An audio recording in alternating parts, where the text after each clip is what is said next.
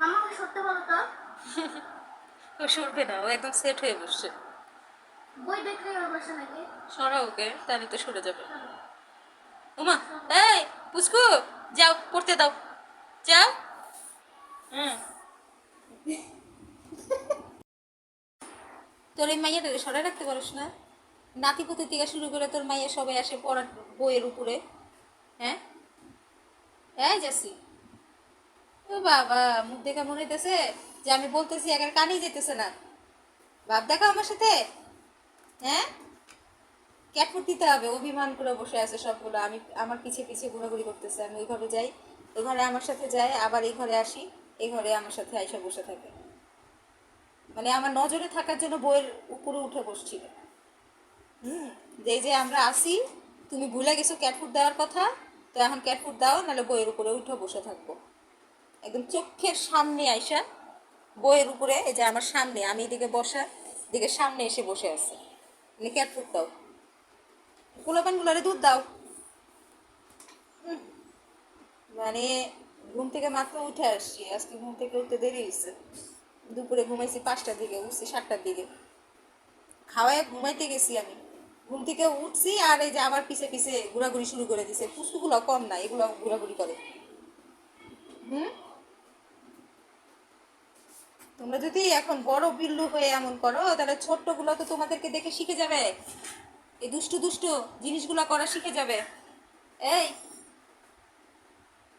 আয় আয়, আরেকটা কই, বাবু আরেকটা কই, জাসু, তোমার নাতিপুতি আরেকটা কই, নাই, সোনা, নাতিপুতি কই বাবা?